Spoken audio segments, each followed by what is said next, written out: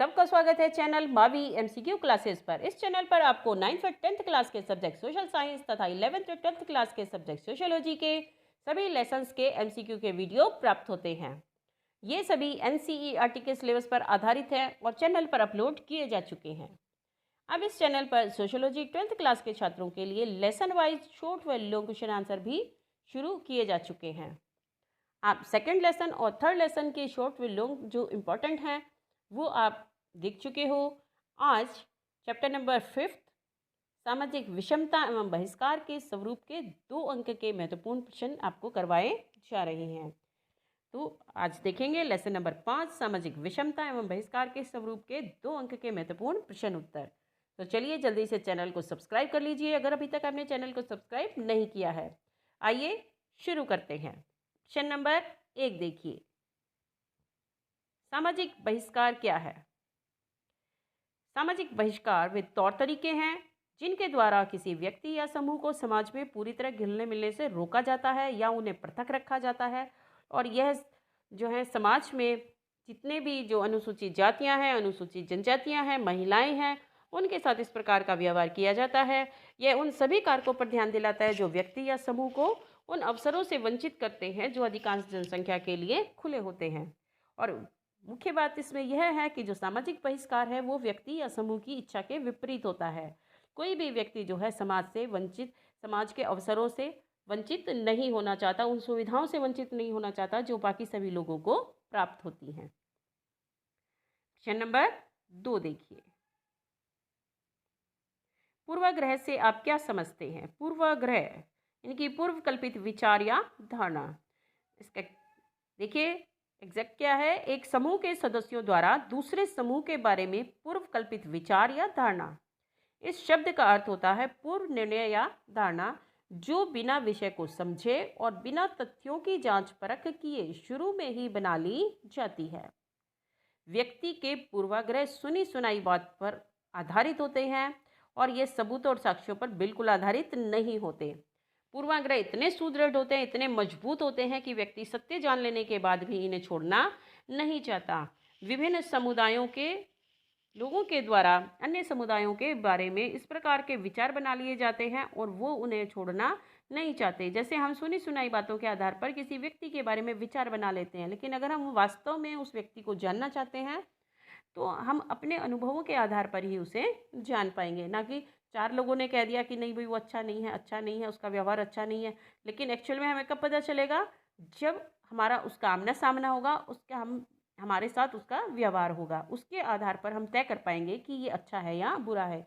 यदि हम पहले से ही ये निर्णय कर लें कि नहीं भाई सब कह रहे हैं तो इसका मतलब ये अच्छा नहीं है, तो ये हमारा पूर्वाग्रह कहलाएगा। प्रश्न नंबर 3 देखिए, समाज में कौन से प्रमुख समूह हैं जो गंभीर सामाजिक विषमता एवं बहिष्कार के शिकार रहे हैं?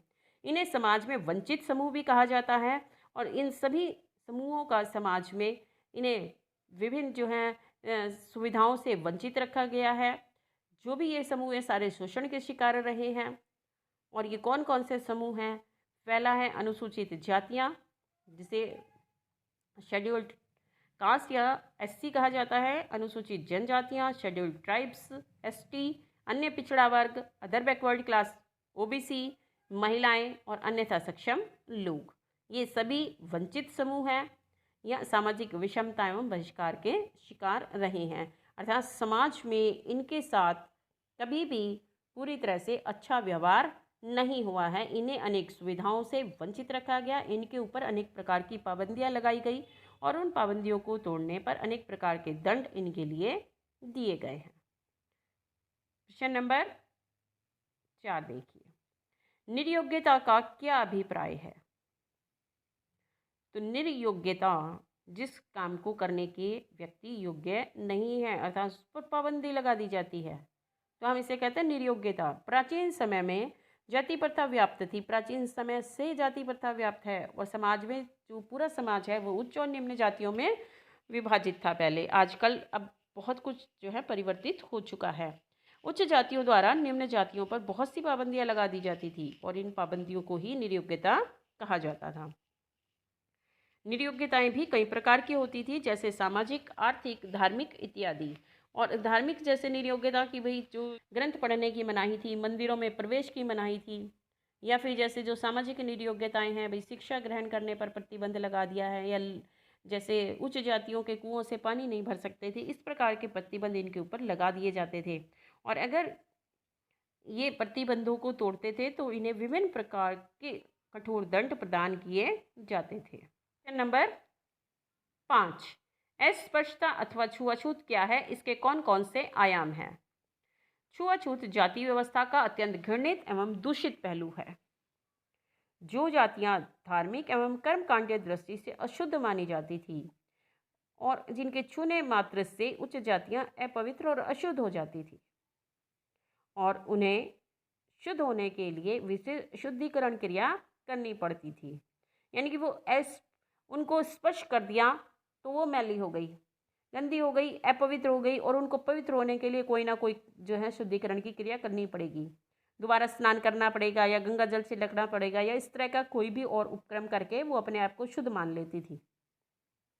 अस्पृश्यता के जो 3 आयाम हैं वो है अपवर्जन या बहिष्कार, यानी कि अलग थलग रखना, जैसे शिक्षा ग्रहण न करना, मेल जोल ना बढ़ाना या उच्च जातियों के सामने ना आना, ये अपवर्जन या बहिष्कार। अनादर एवं अधीनता, हर प्रकार से उनका अनादर करना और उनको अपने अधीन बनाए रखना। तीसरा है शोषण। ये तीनों जो हैं वो अस्पृश्यता या छुआछूत के आयाम हैं। इन सब का जो इस प्रकार के व्यवहार जो भी जाति व्यवस्था में जो नीची जातियां थीं, जिन्हें अपवित्र माना जाता था, जिन्हें अशुद्ध माना जाता था, उनके साथ ये व्यवहार किया जाता था। क्वेश्चन नंबर 6, अन्य पिछड़े वर्ग किसे कहते हैं? अन्य पिछड़े वर्ग अदर बैकवर्ड क्लासेस का अभिप्राय सामाजिक व शैक्षणिक रूप से पिछड़ी उन जातियों से है जो जातीय सोपान या अधिक्रम में उच्च जातियों एवं निम्न जातियों के मध्य में स्थित हैं और इनके साथ समाज में भेदभाव अवश्य किया जाता है, किंतु इन्हें अछूत नहीं माना जाता। और ये जो जातियां हैं, जो अन्य पिछड़े वर्ग से संबंध रखने वाली जातियां हैं, इनके साथ छुआछूत तो नहीं बरती जाती, पर इनके साथ भेदभाव किया जाता है। और ये जो जातियां हैं ज़्यादातर सेवा प्रदान करने वाली और शिल्पकार कहलाई जाने वाली जातियाँ थीं। अब इन्हें सरकारी सेवाओं में 27% आरक्षण प्राप्त है और इसमें केवल हिंदू धर्म से संबंध रखने वाली जातियाँ नहीं हैं, बल्कि इसमें अन्य धार्मिक समुदाय के लोगों को भी शामिल किया गया है जो सामाजिक और शैक्षणिक रूप से पिछड़े हुए हैं, जिनकी राजनीतिक क्षेत्र में, सामाजिक क्षेत्र में और शैक्षणिक क्षेत्र में कम प्रतिनिधित्व जो है वो पाया जाता है। उनको अनेक आधारों पर जो अन्य पिछड़ा वर्ग है उसके अंतर्गत रखा जाता है। क्वेश्चन नंबर 7, सामाजिक सत्रीकरण किसे कहते हैं? समाज के विभिन्न समूहों को उच्चता और निम्नता के क्रम में विभाजित करने को सामाजिक सत्रीकरण कहते हैं, क्योंकि सभी समाज में जितने भी समूह हैं वो अनेक आधारों पर एक दूसरे से अलग होते हैं और उन्हें जो है वो सामाजिक संरचना के द्वारा उच्चता और निम्नता का क्रम दे दिया जाता है। जैसे कि भारत में वर्ण व्यवस्था के अंतर्गत पूरे समाज को 4 वर्णों में बांटकर ब्राह्मण, क्षत्रिय, वैश्य और शूद्र में बांट दिया गया और उन्हें उसी तरह से समाज में स्थान भी दिया गया। सर्वोच्च स्थान पर ब्राह्मण और सबसे निम्न स्थान पर जो है शूद्र वर्ण से संबंधित जातियों को रखा गया। इसी प्रकार से पश्चिमी समाजों में सामाजिक सत्रीकरण का प्रमुख आधार वर्ग है। उच्च वर्ग, मध्यम वर्ग और निम्न वर्ग, ये वर्ग का आधार है। आर्थिक आधार पर वहाँ पर वर्ग बने हुए हैं। नेक्स्ट देखिए क्वेश्चन नंबर 8, अन्यथा सक्षम व्यक्ति यानी कि अक्षमता से क्या अभिप्राय है? अन्यथा सक्षम व्यक्तियों से हमारा अभिप्राय समाज में रहने वाले उन वृद्ध, विकलांग, बीमार एवं कमजोर लोगों से होता है जो अपने गुजर बसर के लिए स्थायी या अस्थायी रूप से काम करने की हालत में नहीं होते हैं। इनमें विधवाएं भी शामिल हैं और भी ऐसे सभी लोग शामिल हैं जो अपना गुजारा करने योग्य नहीं हैं। उनके पास इतनी शारीरिक क्षमताएं, इतनी शारीरिक ताकत नहीं है कि वो अपना गुजर बसर कर सके। ये सभी व्यक्ति अन्यथा सक्षम व्यक्ति या अक्षमता के अंतर्गत आते हैं। क्वेश्चन नंबर 9, सामाजिक विषमता क्या है? आमतौर पर सामाजिक संसाधनों तक असमान पहुंच के तौर तरीके सामाजिक विषमता कहलाते हैं। देखिए, समाज में सब लोग समान नहीं हैं, सारे समूह समान नहीं हैं, विभिन्न प्रकार से वो विषम हैं, अलग अलग हैं। जो विषमता है, ये सामाजिक विषमता व्यक्ति के मध्य मौजूद प्राकृतिक भिन्नता के कारण जन्म नहीं लेती, बल्कि इसे जन्म वह समाज देता है जिसमें व्यक्ति रहते हैं। जैसे प्रकृति ने स्त्री पुरुष बनाए हैं, लेकिन उसमें उच्चता और निम्नता भी, पुरुषों को समाज में उच्च स्थान प्राप्त है और महिलाओं को निम्न स्थान प्राप्त है, ये समाज की देन है। इसी तरह जो जाति व्यवस्था है वो भगवान के द्वारा नहीं बनाई गई या प्रकृति के द्वारा नहीं बनाई। प्रकृति ने सबको मनुष्य के रूप में पैदा किया, लेकिन उसमें उच्चता और निम्नता जो है वो समाज ने पैदा की है। तो जो अन्य शब्दों में हम इसमें कह सकते हैं कि सामाजिक संरचना द्वारा निर्देशित सामाजिक जो विषमता है वो सामाजिक विषमता कहलाती है।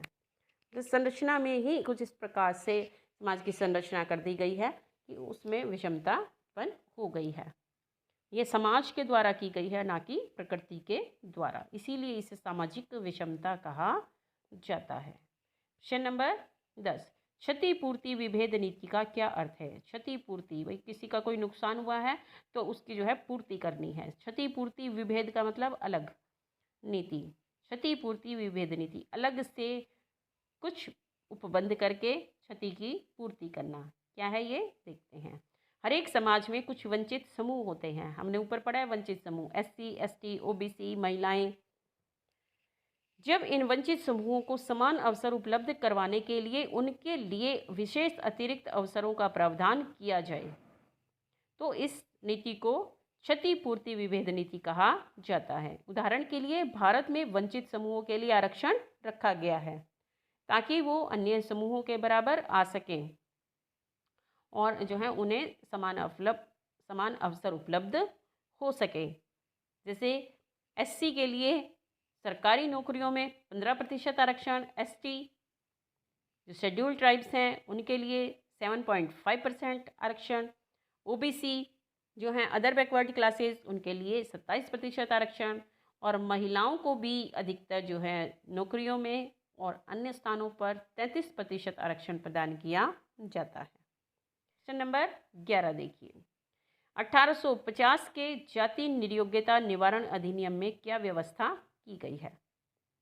1850 यानी कि अंग्रेजों के द्वारा भारत में जाति निर्योग्यता निवारण अधिनियम बनाया गया, जो कि जाति व्यवस्था में सुधार के लिए बनाया गया था। उसमें यह व्यवस्था की गई थी कि केवल धर्म या जाति के परिवर्तन के कारण नागरिकों के अधिकारों को कम नहीं किया जा सकता है। और यह जो अधिनियम बनाया गया था यह मुख्य रूप से सरकारी स्कूलों में और सरकारी नौकरियों में दलितों की भर्ती करने के लिए या उनको इजाज़त देने के लिए बनाया गया था। अर्थात जो अंग्रेज़ों के द्वारा संचालित स्कूल थे उसमें प्रत्येक जाति के बच्चे आकर पढ़ सकते थे और उनके द्वारा जो नौकरियां प्रदान की जाती थी उसमें हर एक जाति का व्यक्ति जो है वो अपने आप नौकरी प्राप्त कर सकता था। क्वेश्चन नंबर 12, किन किन मुद्दों ने जनजातीय आंदोलनों को तूल देने में महत्वपूर्ण भूमिका निभाई है? जनजातियों का शोषण, विकास परियोजनाओं के नाम पर वनों का छीना जाना, भूमि का अपहरण, बार बार विस्थापन, जनजातीय पहचान बनाए रखने का संघर्ष इत्यादि मुद्दों ने जनजातीय आंदोलनों को तूल दी है। जो जनजातियां हैं वो आंदोलन करने के लिए मजबूर हुई हैं क्योंकि उनका बहुत अधिक शोषण हुआ है साहूकारों के द्वारा, अंग्रेज़ों के द्वारा, जो अन्य जातियां हैं उनके द्वारा, और विकास परियोजनाओं के नाम पर उनसे वनों को छीना गया है। जैसे कि बड़े बड़े बांध बनाए गए हैं, जैसे टिहरी बांध है या नर्मदा बांध है, इस प्रकार के जो भी बांध बने हैं और भी बहुत सारे बांध हैं। जब ये बनते हैं तो इनके पीछे जो डूब क्षेत्र में आने वाली जो क्षेत्र हैं वो ज़्यादातर उनमें आदिवासी निवास करते हैं और उनसे उनका जो है आवास छिन जाते हैं, उन्हें विस्थापित होना पड़ता है और बार बार के विस्थापन से जो है वो परेशान और तंग हो जाते हैं। इसके साथ साथ उनकी भूमि का अपहरण कर लिया जाता है और जो जनजातीय पहचान बनाए रखने का संघर्ष है वो भी इनके लिए एक बहुत बड़ी मुद्दा है आंदोलन करने के लिए। ये थे बच्चों इस लेसन के 12 बहुत ही महत्वपूर्ण प्रश्न जो पिछले बोर्ड एग्जाम्स में आए हुए हैं और बहुत इम्पॉर्टेंट है। आपको ये वीडियो कैसी लगी, वीडियो को कमेंट करें, लाइक करें, शेयर करें और अगर अभी तक आपने चैनल को सब्सक्राइब नहीं किया है तो जल्दी से चैनल को सब्सक्राइब कर लें। साथ ही इस वीडियो के डिस्क्रिप्शन में जाकर आप इस लेसन से रिलेटेड MCQ की वीडियो भी देख सकते हैं, उसमें इसका लिंक डाल दिया गया है। और चैनल पर डेली एक GK का क्वेश्चन डाला जाता है, आप वहां जाकर अपनी GK अपडेट कर सकते हैं, अपने ज्ञान में वृद्धि कर सकते हैं। धन्यवाद।